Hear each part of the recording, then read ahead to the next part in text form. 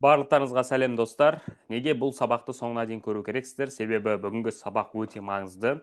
ЭКГ, рентген, жалпы қан анализін дұрыстап талдап үйренетін боламыз. Бірінші сабақты көрмеген болсаңыздар, міндетті түрде бірінші сабақты көріп алуларыңызды мен сіздерге кеңес беремін. Ал ендеше кеттік.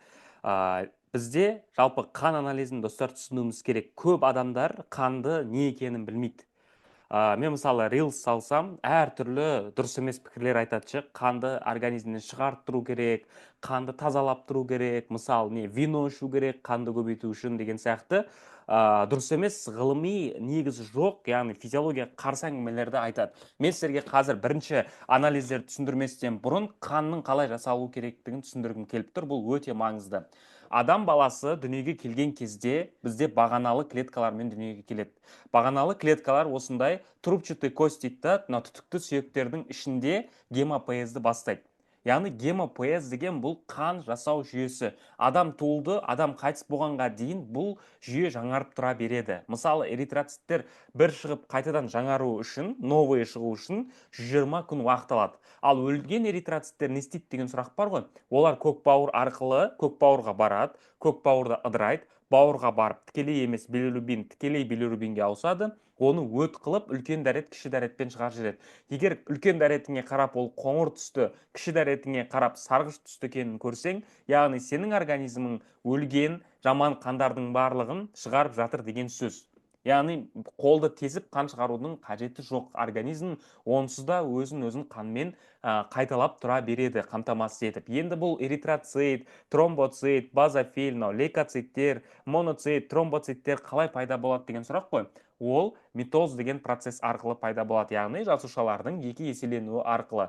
Жасушалардың көбеюі үшін, мысалы эритроциттердің жасалуы үшін бағаналы клетка, миелоидты клетка, проэритробласт, базофильдік эритробласт, жаңағы полихроматофильдік эритробласт, орто жаңағы хроматофильді эритробласт, ретикулоциттер, одан кейін эритроцит деген сияқты осылай жүреді. Бұл жол жүру үшін бізде бүйректен эритропоэтин деген гормон керек, бүйрек дұрыс жұмыс жасау керек, одан кейін B12, B9 асқазанның ішкі казл факторы дұрыс жұмыс жасау керек.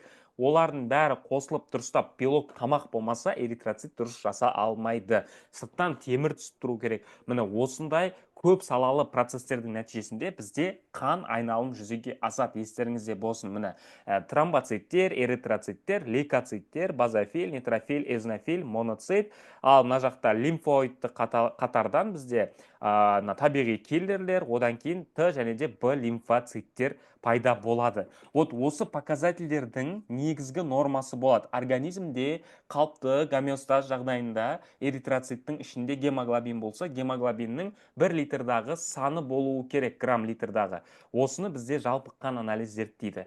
Адам ешқандай ауырмайтын болса, бұл қанымызда бәрімізде норма болуы керек. Егер осы эритроциттер көбейіп кетсе, бір проблема бар деген сөз.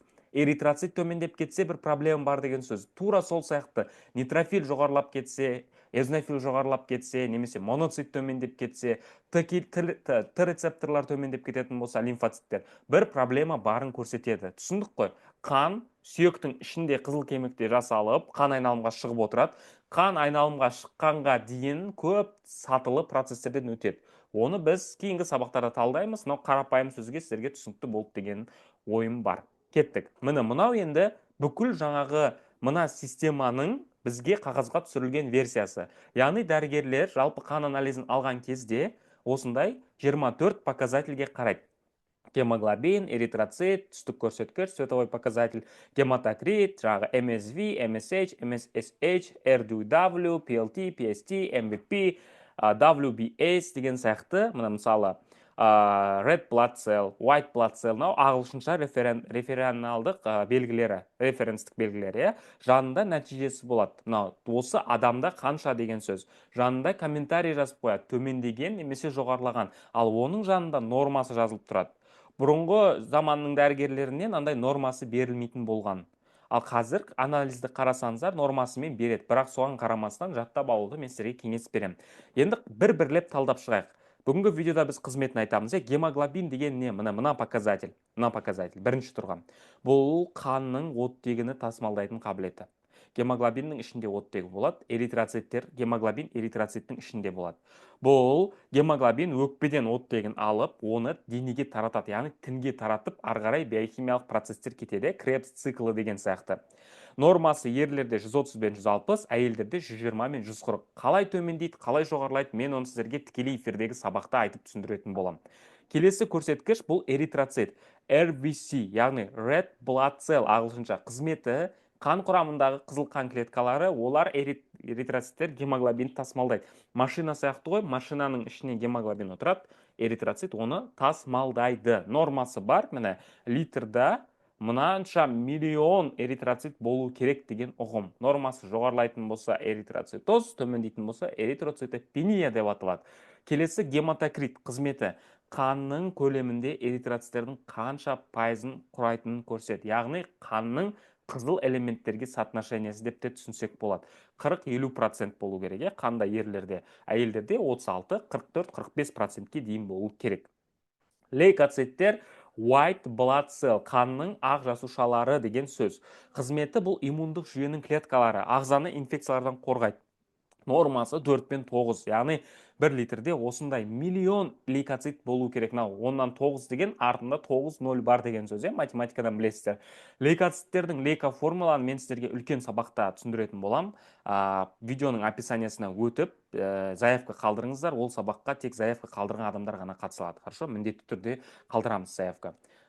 Келесі тромбоциттер, PLT, қанның ұюы үшін жауап береді. Жара кететін болса, сол жерге жүгіріп барып, жүзіп барып тромбоциттер ұйтады.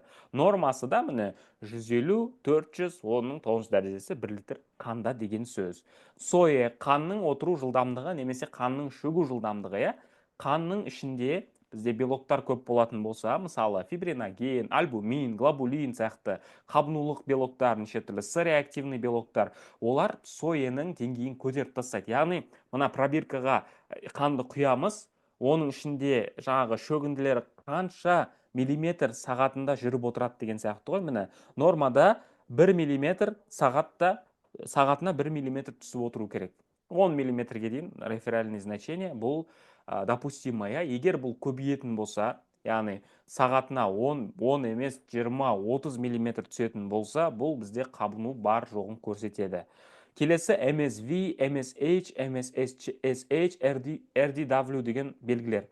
MSV деген бұл орташа эритроциттердің көлемі. Көлемі қандай? Фемтолитр деген знакпен ортасын төмендеуі, орташа диаметрін жоғарылауы, анемиялардың түрін көрсетеді. Оны мен сіздерге үлкен сабақта көрсетемін. MSH деген орта корпускулярлы гемоглобин. Әр эритроциттің ішінде қандай гемоглобиннің мөлшері бар. Ол да төмендеп кетуі, жоғарылап кетуі, әртүрлі анемияларды көрсетеді. Оны да сіздерге үлкен сабақта айтам, зумда болады, міндетті түрде кіріңіздер. MSH деген орташа корпускулярлы концентрация гемоглобина деген.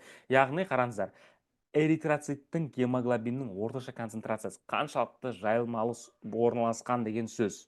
Нормасы 120-160 грамм на литр. RDW деген эритроциттердің көлемінің тарылуы, эритроциттің көлеміндегі өзгерістерді көрсетеді. Бұл жерде основной MSV, MSH, MSSH, RDW да госэкзамендерде, жалпына өмірде, мына жерден де көрсек болады. Қан анализінде бәрін көрсетеді, көрдіңіздер ма? MSV, средний объем, MSH, MSSH, RDW, бұлардың бәрін сіздер білулеріңіз керек. Не екенін міне енді тоқтатып қойып жазып алыңыздар. Келесі ЭКГ. Қан бізде, достар, жаңағы сүйектің қызыл кемігіндегі мына процестерді, міне соңғы өнімдерін тексеретін болса, ЭКГ болса, жүректің ішінде өткізгіштік жүйені тексереді.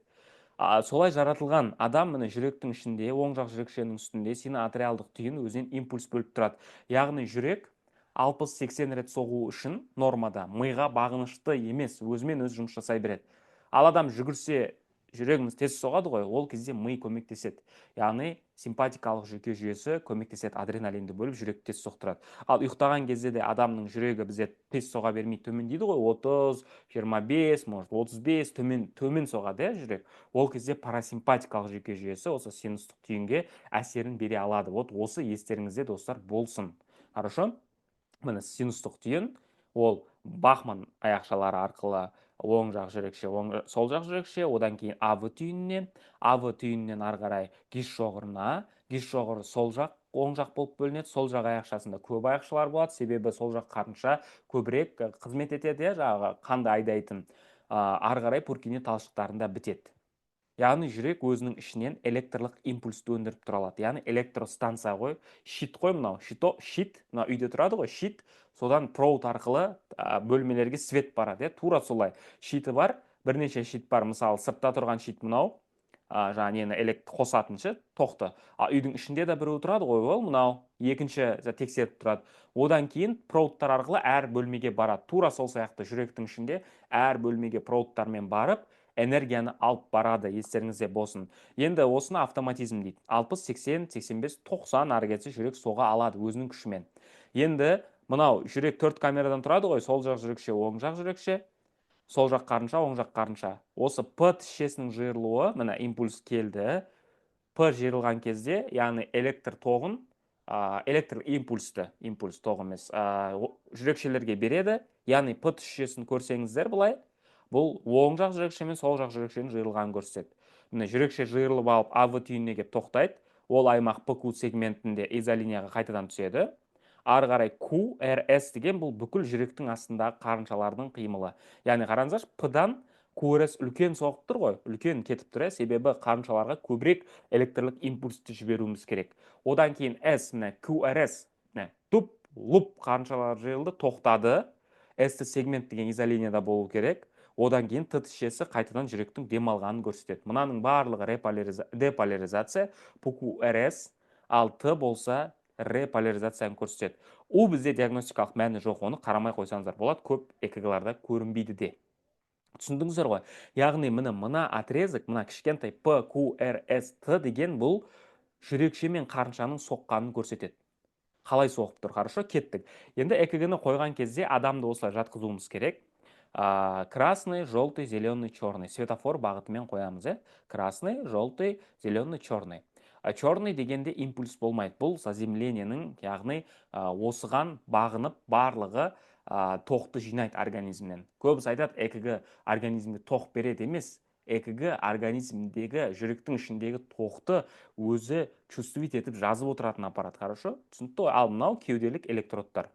Міне, оң қол, сол қол, сол аяқ. Осы аймаққа қою арқылы болады, мынандай. Қараңыздар, мына красный оң қолға, желтый сол қолға, зеленый сол аяққа, черный оң аяққа. Мен жедел жәрдемге 3-ші курста практикаға барған кезде осыны қоя алмағам. Болмаса бәрін өттік. Неге? Тек жаттап кете бергенбіз ғой. Мынаны қойып үйреніңіздер. Енді менің үйімде ЭКГ жоқ дейтін адамдар, көздеріңізбен елестетіңіздер. Мынандай зерттеу бар. Екі баскетбол командасын бөліп зерттеген. Біреуіне күнде баскетбол ойнатқан, ал біреуіне отырғызып қойып, көзін жұмып, баскетбол ойнап жатқан сияқты имитация жасаған. Бұны имитирование дейді, имитация әдісі. Ол көзін жұмып баскетбол ойнаған адамдардың да өзінің баскетбол ойнау шеберлігі, енді аналардай болмаса, прям практиковаться еткен баскетболистердей болмаса да, аналардың шеберлігі де артқан. Дәл сол сияқты пианистерді осылай зерттегене, мен де сіздерге айтамын достар. Егер сіздердің үйіңізде енді практикаға бара алмай жатқан болсаңыздар, демалыста болсаңыздар, декретте болсаңыздар, көздеріңізге елестетіңіздер, суретке қараңыздар да, кроватта адам жатқандай болып, елестетіп, имитировать етіп, істеп үйреніңіздер. Кеудеге мынандай круглышка, томпақ несі доңғалақ сосоктары болады, 6 сосок жазылып тұрады мына жерге С1, С2, мына жерінде С3, С4, С5, С6 деп. Ол кеудеге қойылады. Оны мен сіздерге ертең үлкен сабақта, основной сабақта әр электродтардың қызметін айтып берем. Қазір де кішкене айтам, хорошо? Ал бұл қандай әдіс деп ойлаймыз? Білетіндер комментке тоқтатып тұрып видеоны жазсын, давайте. Қандай әдіс? Бұл да ЭКГ, бірақ бұл холтер ЭКГ деп аталады. Көрдіңіздер ме?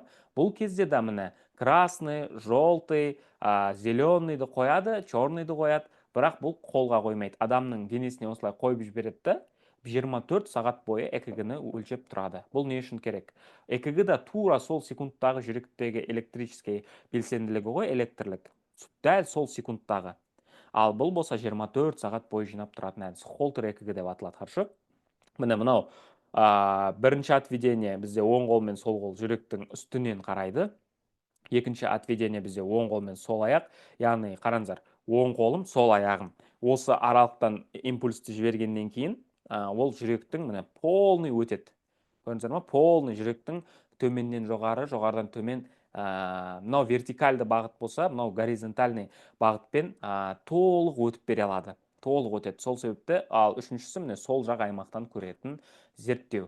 ЭКГ-ні қолға алған кезде электрокардиограмманы қараңыздар, міне 1, 2, 3 деп тұр, стандартты біріншісі. 1, 2, 3. Ол дәл осы. Бірінші отведение. Міне бірінші отведение, мынау екінші отведение, мынау үшінші отведение. АВР, АВЛ, АВФ деген бұл оң қол, сол қол және де төменгі аймақтан күшейтетін отведениелер болып табылады. Бұлар усиленный отведение. Ал В1, В2, В3, В4, В5, В6 деген бағанағы кеудеге қойған отведениелер. Міне кеудесіне қойған ғой, мына атаның. Көрдіңіздер ма? Кеудеге жүректі дәл аймағынан зерттейтін отведение. Бұлардың арасына жылы су немесе өзіне арналған гелін жағады. Неге? Себебі электр тоғын тезірек қабылдау үшін. Электр импульсті адам организмінен ЭКГ аппаратқа. Міне жүрек өзінен электрический импульстарды бөліп жатқан кезде бұл аппараттар осылай санайды. Изолиниядан жоғары, изолиниядан төмен деп. Мына жерге реферальды белгілерді береді. Міне П қанша, ПК қанша, КРС, КТ, КТС, ЧСС қанша, бұлардың бәрін келесі сабақта өтеміз. Және де ең маңыздысы мына жерде не? Бұл жылдамдық. Яғни қанша жылдамдықта, яғни 50 миллиметрді бір секундта ЭКГ аппараты 50 миллиметр жүріп отыр деген сөз. Оның барлығын, достар, мен сіздерге үлкен сабақта әрқайсысын түсіндірем. Мынау общий понятие үшін ғой. Түсіндіңіздер ғой, ЭКГ жүректің ішінде өткізгіштік жүйені ғана тексереді, болды. Ол жүректің камераларын, жүректің қабырғасын, точный размерін айта алмайды. Мынандай косвенный признактар беруі мүмкін, қосымша белгілерін гипертрофияға, дилатацияға, ал былай бұл тек өткізгіштік жүйені тексеретін аппаратты айтады ЭКГ. Бұны сіздер үйрене аласыздар смело. Егер ЭКГ-ні білмесең, ертең күлкіге қаласың бір коллективте. Екіншісі, адамдар келеді саған алдыңа, айта алмай тұрасың, мына патологияны. Ұят болады ғой, ертең медиксің, мысалы, фельдшерсің, врачсың, студентсің, ұят болады. Сол себепті үйреніп алу керек. Туыстарың арасында да мықты абырой болады. Айтады ертең, мына Қуаныш университетте оқыған екен, колледжде оқыған екен, дұрыс деп. Ал білмей тұрсаң, сен қашанғы жібересің да үлкен врачтарға? Сен кімге сенесің, айтшы өзіңнен басқа? Врач ұйықтап жатуы мүмкін, мысалы, түнде. Не істейсің? Сол себепті жақсылап мына курсқа қатысып, үйреніп ал. Зумда сабақ болады, зумда сабаққа кіріңіздер. Енді рентген. Рентген деген не? Рентген деген ғалым ойлап тапқан. Бұл просто мынандай трубканың ішінен катодтар мен анодтарды жүргізіп тексеріп жатқан. Яғни катодтар мен анодтар деген физикалық терминдер ғой да, электрондар ғой. Соларды қаттыға жерген кезде, катод пен анод соғысқан кезде, ол жерден рентген лучтары, рентген сәулелері пайда болатын болған. Оны X-ray деп айтқан. X сәулелер рентген неге? Себебі X-ті физикада, математикада белгісіз затты айтады ғой, X тең деп. Белгісіз затты айтады. Сол себепті айтқан, бұл мен білмейтін зерттеу, білмейтін сәуле, сол себепті X деп айтам дегенше, қазір ол рентген деп атын айтты, сонда да X сәулелері деп атайды. Ол біз білеміз қазір не екенін. Бұл анодтық катодпен соғысқан кезіндегі болатын қосымша рентген сәулелер. Яғни рентген сәуле шығады, рентген сәуле адамның организміне бағытталады, адамның организміне кіреді и қаншалықты жұтады. Сүйек қатты болғаннан кейін ол аппақ болады, міне сүйек. Неге? Себебі ол көбірек рентген сәулелерін жұта алады өзіне. Ал жұмсақ тіндер сүйектің жанында, жұмсақ тіндер мыналар. Мынау аппақ, мынау ақтың жанында ақшылтым ғой. Ақшылтым, қатты ақ емес. Неге? Себебі жүрек мынау. Ол өзіне сүйектен қарағанда азырақ рентген сәулелерін жұтады. Ал ауа болса, ол өте аз рентген сәулелерін жұтады. Немесе басқаша рентген сәулелері сүйектерді, жұмсақ тіндерді жақсы көрсе, жақсы барса, оған тисе, ал ауаны ол көре алмайды. Ауаны қара қылып көрсетеді. Мына қараны рентгенде ауа деп атаймыз. Түсінікті ғой? ЛР. Сол жақ, оң жақ бәрі зеркальный отражениемен көрініс береді.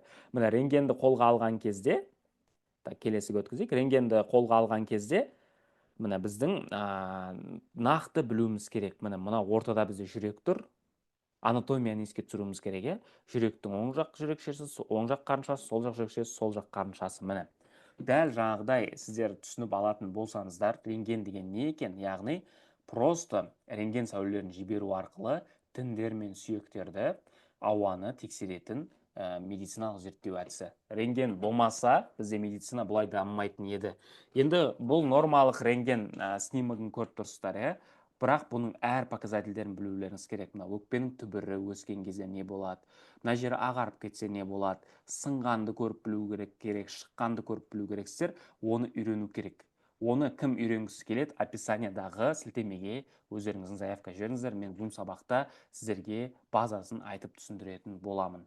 Достар, егер мынаны жақсылап білетін болсаңыздар, сіздерден мықты маман шықпайды. Яғни жалпы қан, жалпы зәр, биохимия, рентген, ЭКГ. Осы. Енді жалпы зәр, жалпы биохимиялық қандарға менде бөлек осындай познавательный видео түсірем. Біз бүгін нені үйрендік, біз бүгін ненің не екенін үйрендік, қайдан шыққан. Енді олар өскенде не болады, төмендегенде не болады. Яғни біз нормасын көрдік, мынау норма рентген, мынау енді норма ЭКГ емес. Бірақ норма ЭКГ-да мен сіздерге көрсетемін сабақта. Сіздер всегда нормасын білсеңіздер, мынау норма, нормада осындай болу керек. Но патология деген әрқашан нормамен салыстырып отырамыз. Ал бірінші сабақта айттым ғой, жақсыны білу үшін жаманды білу керек. Ауру мен сау адамды білу үшін сау адамды біз түсінуіміз керек. Сау адам қандай? Соған ауруды біз салыстырып отырамыз. Назарларыңызға рахмет. Видео пайдалы болған болса лайк басып кетіңіздер, достарыңызға жіберіп қойыңыздар. Онда всем пока, келесі сабақта кездескенше.